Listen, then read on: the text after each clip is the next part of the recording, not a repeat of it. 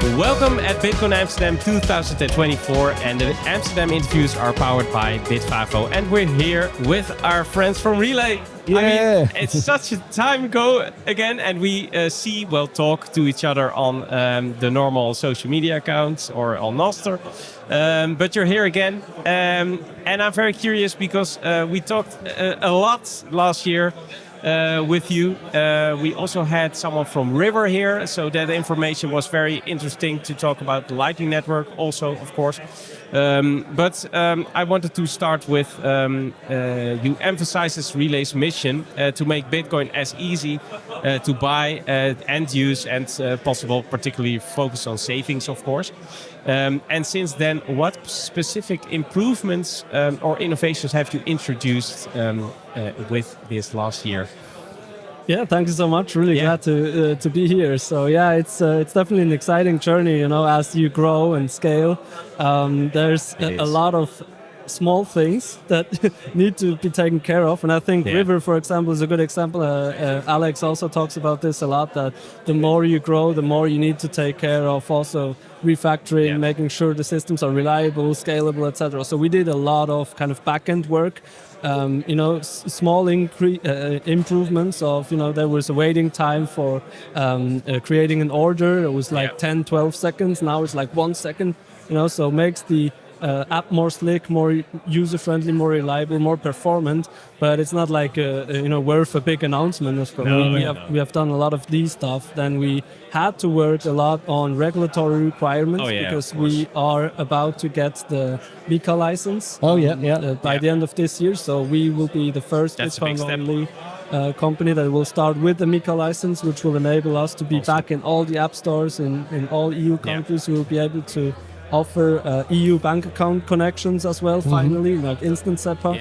And we can do active marketing, active customer acquisition, finally sponsor, shows like you guys. That's really the thing we were waiting for, because last year we thought, well, this needs to be able to be possible in Europe. But of course, that's a lot of work, right? It's huge. It's more than we thought. So a lot of our resources, as you see, have been focused on this license, on back-end stuff. But of course, we have tried to also bring new things to our clients. So Lightning is something that we brought up. It was beginning.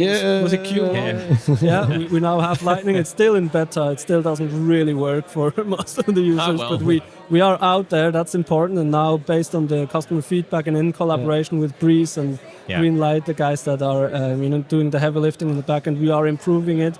We're going to bring Allen URL, Lightning addresses, and a lot of just UX UI improvements.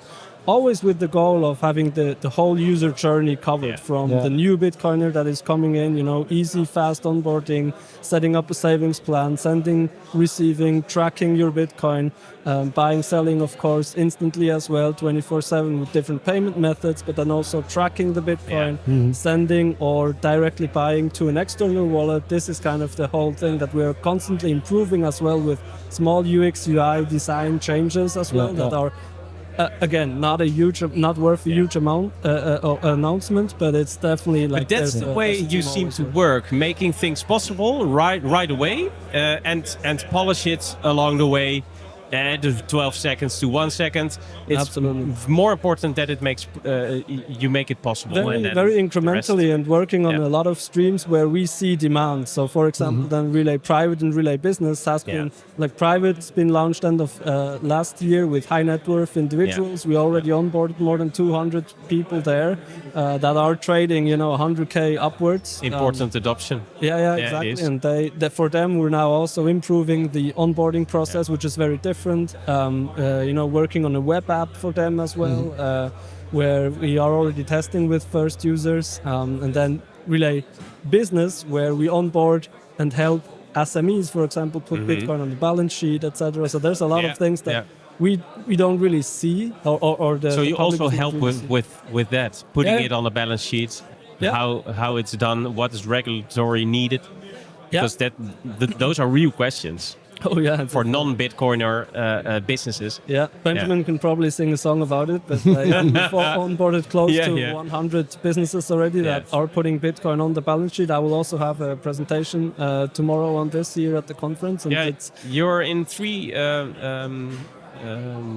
keynotes or panel discussions, two right? panels, one presentation. 2 panels. And the presentation will be about businesses, which is there's huge potential, and it's so interesting to see all the cases that we already had. And SMEs, like small and medium enterprise, are actually like putting non-custodial Bitcoin on their balance sheet, in masses. We had close to 100 onboardings without even really having a product. So the product will only be launched this year, and then from next year on, also because we have the regulatory approval for all the EU countries.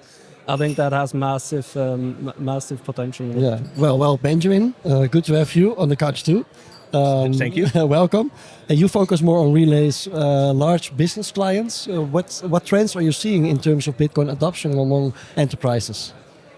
Well, the interesting trend is since the Bitcoin ETF got approved, it really got a mainstream adoption that Bitcoin is now accepted, right? It's okay to put it on the balance sheet. Not everyone is doing a Michael Saylor, but all the small businesses that we have in Europe, in Switzerland, all the really family-owned small businesses, they are actively looking now, where do we have funds allocated that we don't need for a couple of years? Where can we get liquidity in order to buy Bitcoin and not hold any more fiat in our bank account that we don't need immediately?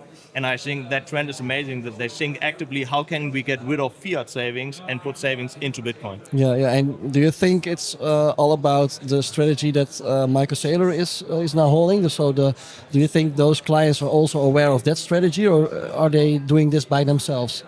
I think that one is extremely advanced, and that one is a masterpiece that he pulled off. But just something that a lot of people can do in all over Europe is if you have rental property, right, and you rent it out. We have a lot of small owner of real estate, even some private, like they're just landlords, right? They are not massive corporations, but they need to put a certain amount of money aside every month for reparation that could happen in the future in 5 or 10 years. Yeah. And now they think about, okay, in the meanwhile, instead of holding it in fiat where it depreciates every year, we're going to put it now actively into Bitcoin every month a little bit, and we know we need the money just in 5 years' time. And that is something, that's a mindset shift that is so important in the businesses, that they don't just leave it on the bank account for a couple of years, but they are like, okay, what can I do to escape? And the businesses that are reaching out to you, are they already educated about Bitcoin, or are they just curious what the technology is and that kind of stuff? Do you need to do the education? We need to do a lot of education, and most of the blocker that is in the business adoption is always the accountant, right? It's always the accountant who says, no, I don't want to deal with it. It's too much of a hassle. And can we really do it and whatnot? The thing is, if you really want it, it's easy, and most of the time that adoption is driven by one Bitcoiner that is somewhere in the company, right? And that one Bitcoiner is just relentlessly pushing for, let's do it, it's the best thing that we can do for our business. And that person then reaches out. A lot of times we get invited to do a presentation. We are not allowed to give any tax advice, so a lot of times we bring then a tax expert, and we connect them to in their countries to the experts, so to really get rid of any doubt. And then we can onboard them. But it's a longer process, several meetings. You need to get all the stakeholders involved. But it's worth the effort. It's not just one person that's interested in Bitcoin. I mean, no, you need to convince everybody, of course. Exactly. Exactly. So and that's where we come in, where they reach out and they ask proactively, how can you help me convince the stakeholder? Can you help me convince the business owner? And then we come in, set up a meeting, do presentations, and bring the relevant people into the conversation. Orange pilling on steroids. And you guys are now mainly focused on the people in Swiss, right? Because of the regulatory stuff. Is that correct? Is that also for the business side as well? Yes, but we do have a lot of inquiries from Europe, especially from Germany. That's the biggest market. Then we have Italy and then Spain. So they're also very interesting markets. Because in Italy and Spain, they understand the issues. They have bigger issues with banking as well.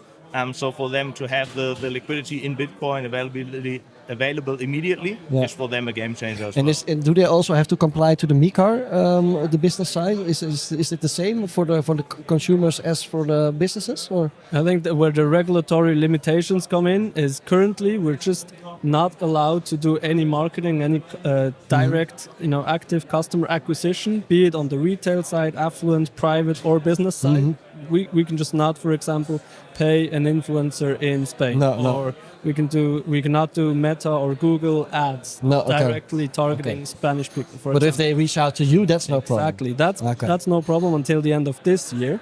But from next year on, all the EU-based people we cannot onboard anymore if we don't have a MiCA license. That's why we're working so hard on getting the MiCA license in France towards the end of this year, because France also will then turn very quickly. Our French license will then turn very quickly into a MiCA license in January, and from there on, we are expecting so much potential to be unlocked on all different customer segments, because we will finally be able to actively target. I can imagine. So for now, these conferences as we have here now are extremely important to you guys, because here your customers are present here, right? So interestingly, most of the customers we get on all the other segments are coming from retail. So we're doing a lot online, social media content, SEO. Yeah. So a lot of people find out about us, and then they start with maybe $100, $200, a single plan or a single purchase or savings plan, and then they move up the ladder. Basically, they become affluent customers that invest a couple of $1,000, then become private clients. Some of them seeing Bitcoin as an inflation hedge. And of course, you want everybody that is thinking about that to think about Relai, and because you definitely can help. I was thinking Bitcoin becomes increasingly institutionalized. That's the narrative here. Can you share any developments or upcoming features catering to the corporate sector specifically? Is it how is it more different than with individuals or smaller merchants? Mm-hmm. The purchases are bigger, Edward. Yeah, of course. Of course, numbers are bigger, but for us, what we really want to focus on are the small and medium-sized enterprises. Really, the big corporation institutions, they're not gonna self-custody Bitcoin. For them, it's more an investment. It's something. They have different intention when they get into the space, but we really want to focus on the Bitcoiner who are the company, right? And help them just use the funds from the business. And that's why in here, the regulatory framework is not as important, it's not as complex. If you have a multinational corporation that wants to put Bitcoin on the balance sheet, the processes are way different. Mm-hmm. For us, we talk directly with the owner, we talk with the CEO, we talk with the accountant, and that's it. And then we can onboard the business. And they are also able, from a regulatory framework, to hold Bitcoin in self-custody. Yeah. Because that's the only thing that we offer, that we do, that we want businesses to have access to Bitcoin. Yeah. And if it just gets only institutionalized and all the players just have their funds on Coinbase, that's a development that we don't want to push, that we don't want to see. And I also think, family businesses, you said it before, mostly have third-party businesses that have all the money invested in several savings or several hedges. Is it more easy with family businesses because they talk to each other, they tend to collaborate, perhaps? Yeah, it's easier because the orange pilling, obviously, a lot of times it is the son or it is someone from the younger generation who brings it up to the older generation. And the older generation, they build the business up for decades, right? Yeah. But Bitcoin is new to them, and they always did that. Some of them, even in Switzerland, they have gold, as an investment for the business. And that so was they understand that. They understand the core issue of fiat money. They understand the core issue of inflation. But the best thing they could do was buy gold, right? Yeah. That was basically their solution, and they haven't been onboarded and educated enough that there's now a better education is key. That's the same with individuals. Exactly, because at the end of the day, the person who's running the company is an individual. So the same principle applies. The same education is needed, just that they have access to funds from the company. Yeah, and the younger generation is taking over the family business, for example, and then it's very important. And Julian, because you guys are positioning yourself as the Bitcoin-only solution for savings, how do you approach, educate users from a more traditional financial background, maybe also the older generation, especially those who may not be convinced that Bitcoin is a long-term store of value? Well, we usually try to start with the problem of fiat money. How does that work? Why it doesn't work as a savings technology? Mm-hmm. Why has the euro, for example, since its inception, 25-ish years ago, lost so much of its value, compared to around more than 50% compared to Swiss francs and like 80 or 90% compared to gold. Like, why is that happening? And how can you, as a company owner or an individual, get away from it? How can you escape this this issue? It just doesn't make sense if you earn money and then you hold it as a company or as an individual for 10 or 20 years, and then it's worth half of it. Like, it's not fair, right? How can you escape it? And then it's about Bitcoin. So we educate or sell Bitcoin as a solution to this problem, and not as like a speculation, because usually they come and they want to speculate. Okay, Bitcoin is cool. It went up so much in the last 10 years, but what's next? Like, what other cryptos can I invest in? Blah blah. No, we don't even want to go there. It's not a speculation, or it's not a get rich quick scheme. It's about how to not get poor slowly. That's the proper narrative. Yeah. And also the leads that we get, and the calls that we have, they find us because we are Bitcoin only, and they want to talk to us because we are Bitcoin only. Because if you go to an exchange and you see all the different coins and you see 10,000 different cryptocurrencies, you see various Bitcoin this, Bitcoin that, and they're like, what is all of that, Which kind of Bitcoin do I need? Exactly. So that is overwhelming them, and they don't know what to do, and then they get sidetracked, and then they want to diversify, what you do in the classic finance world. So that's why the conversation that we have when they reach us, it's easier to sell, because we said we focus on that one thing, because there's only one thing, and that is Bitcoin and Bitcoin only. And it convinces them to be like, wow, you really are convinced about your product. You don't offer anything else because you know you have the best thing. And then they trust us to be like, okay, then I don't need to look anywhere else and diversify in other cryptos. Or I think for selling that, you need to be very transparent, of course, and very easy to communicate with. Is it also part of your the educational part is, of course, very important. What do you do in that regard? Do you have some white papers or something that you can show? Or of course. So basically, you can reach out to us at any time. On our website, you can just book a video call with me, with one of my colleagues. So that's really where we're like, we want to be approachable. We invest a lot of resources that you can book a video call for the next day. We are always available. And then you can ask any question. There's no commitment. We have presentations prepared for business onboarding. So if you want to send it to your CEO, to your boss, we have all the resources. Just let us know what you need. And if you need connection to a tax advisor, if you need any question you have regarding Bitcoin, buying Bitcoin, putting it on the balance sheet, we have it. And we are well connected in the Bitcoin only space. So and that's why people come to us. And we basically just need to find out what exactly is your individual issue, and we will have. I can imagine. I also worked in a corporate environment where, of course, I can think of a solution, but you need to sell it. So that's how it works, and then they can fly you in with a video call, with a discussion with multiple decision makers, for example. 100%. That's what we do on a weekly basis. Yes. Yeah. Cool. That's hey guys, to wrap things up, we are now here at Bitcoin Amsterdam 2024. The theme is the future of Bitcoin. Bitcoin in the year 2050. Relai in the year 2050. What are you guys doing in the year 2050? what are the dreams? Come on, Julian.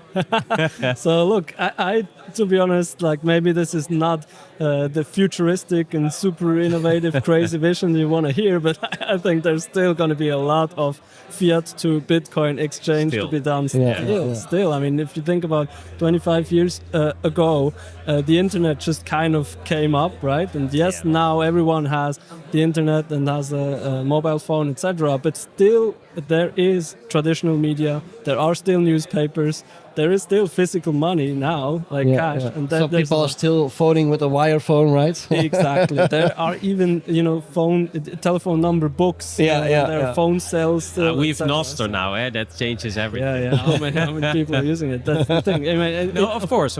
But that's in 25 years, what I think is, yes, there will a lot will be different, but there will still be fiat money. Probably not physical anymore, but in banks and CBDCs.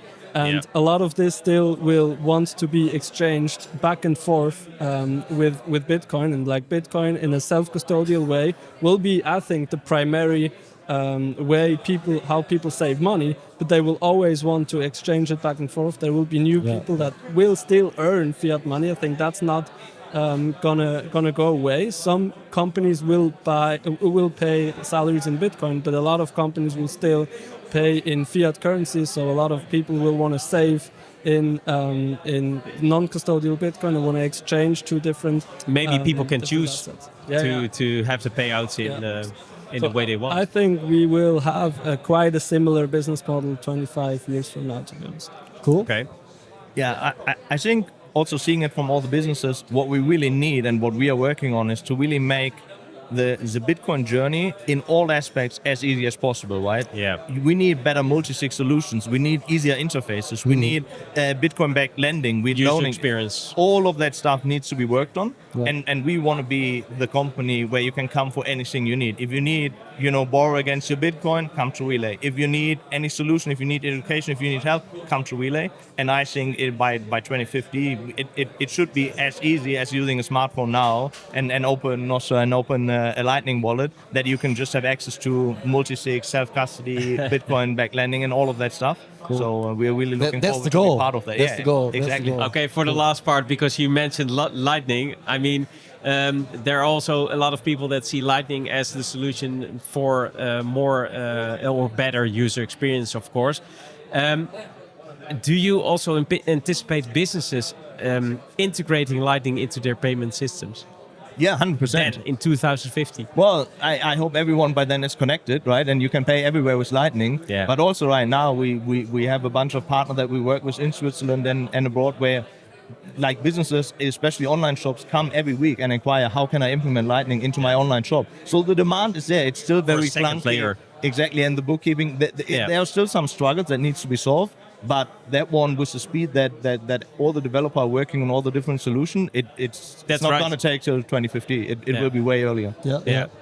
Cool. Okay, Awesome. Benjamin, Julian, thanks for your time. Thanks so much, guys. Thanks for having us. Keep up the good work, man. Yeah. Thank you so much, guys. Thank you. Till next year. See you.